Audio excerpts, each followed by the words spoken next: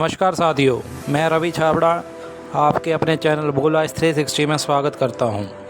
तारीख थी 20 जनवरी 2019 और जगह थी मध्य प्रदेश सिद्धि शहर का एक चौराहा।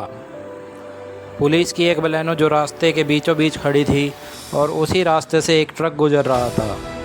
ट्रक ड्राइवर से गलती केवल इतनी हुई कि वो ट्रक ब्रेक मारते मारते रास्ते में खड़ी पुलिस की बलेनो को हल्का सा टच कर गया।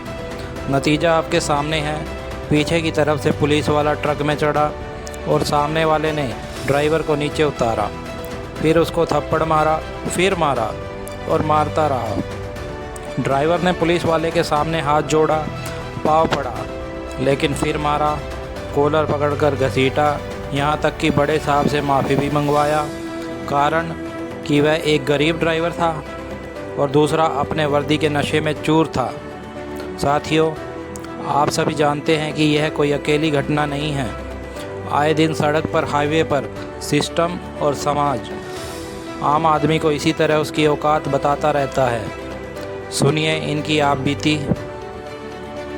लेकिन हमको दिन भर में 500 लोग मिलेंगे ना, तो 550 लोग गाली देंगे, उल्टा बोल के जा सकते हैं। 50 से जो समझदार होगा नहीं बोलने वाला। साथियों, भारत के 58 लाख किलोमीटर सड़कों पर दिन रात मारा फिर रहा यह ड्राइवर अपने शोषण की प्रकाष्ठा के दौर से गुजर रहा है।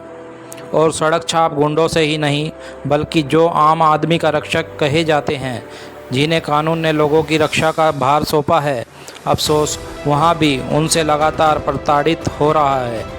अभी पिछले साल सेफ लाइफ फाउंडेशन नाम का एक एनजीओ ने भारतीय ट्रक ड्राइवरों पर एक सर्वे कराया था, जिसके मुताबिक ड्राइवरों से हर साल 48,000 करोड़ रुपए की रकम बतौर रिश्वत वसूला जाता है। उनकी समस्या का अंत यही नहीं होता है, बल्कि कार्यस्थल पर भी वहां दोयम दर्जे का नागरिक समझा जाता है। वास्तव में ट्रक ड्राइवरों का कोई निश्चित कार्य समय नहीं होता है, जबकि अन्य व्यवसाय के कर्मचारियों की कार्य अवधि 8 से 10 घंटे तक निश्चित होती है। एक ड्राइवर दिन में केवल 3 से 4 घंटे तक ही नींद ले पाता है और कभी कभी उन्हें लगातार कई घंटे तक की ड्राइविंग करनी होती है। ऐसे में उनकी शारीरिक और मानसिक स्थिति क्या होती होगी, इससे अंदाज़ा सहज ही लगाया जा सकता है। अफसोस है कि उन्हें इतना काम करने के बाद भी ठीक से वेतन नहीं मिल पाता है। एक आंकड़े की माने तो भारत में ज़्यादातर ड्राइवर हर महीने औसतन 8 से 15,000 रुपये कमाते हैं और कोई अच्छी कंपनी हो तो कुछ को 25 से 40,000 रुपये तक भी मिल जाता है। लेकिन अगर आप घर से दूर हो, लगातार ड्राइविंग कर रहे हो, आपकी 100 ज़रूरतें हो, घर भी हो, बच्चे हों, तो महंगाई के इस दौर में 40 क्या 50 भी कम नज़र आता है। हम 15,000 वालों की तो बात ही नहीं कर रहे हैं। ऊपर से अगर मानसून का मौसम आता है, खतरनाक रास्ते हो, तो ड्राइवरों के लिए यह बुरे सपने से कम नहीं होता है। वास्तव में मार्ग दुर्घटनाओं का सबसे बड़ा भुक्तभोगी भी यह ड्राइवर समाज होता है। अगर गलती से किसी का एक्सीडेंट कर दिया तो यह भी ड्राइवर के लिए समस्या, और अगर खुद का होता है तो यह भी ड्राइवर की ही समस्या है। कई बार उसे अपनी जान से भी हाथ धोना पड़ता है, और वह मौत किसी की भी हो, वो भी तो इंसान होता है। उसके परिवार पर क्या गुजरती होगी, किसी की कोई जवाबदेही नहीं है, ना ट्रांसपोर्ट मालिक की, ना सरकार की। वास्तव में ड्राइवर दोहरी मार से जूझता है। भारत में ड्राइवरों की सप्ताह में एक दिन की छुट्टी भी अनिश्चित होती है, और दुर्घटना की परिस्थिति में यहाँ बीमा को लेकर भी कोई प्रावधान नहीं है। इसके मुकाबले हम अमेरिका जैसे देशों की बात करें तो वहाँ ड्राइवरों के लिए विशेष प्रावधान किए गए हैं। संबंधित ड्राइवर की मृत्यु के बाद एक निश्चित राशि उसके परिवार को दी जाती है। वहाँ ड्राइवर के पेशे में शामिल व्यक्तियों को पूरा सम्मान भी मिलता है और वैसे ही ट्रीट किया जाता है जैसे अन्य प्रोफेशनल के लिए किया जाता है। लेकिन भारत में क्या होता है, आपको इसका वीडियो पहले ही दिखा चुके हैं। और बात वित्तीय बीमा को लेकर हो तो ड्राइवर की मेहनत मजदूरी का ही वास्तविक दाम मिल जाए, यही बहुत है।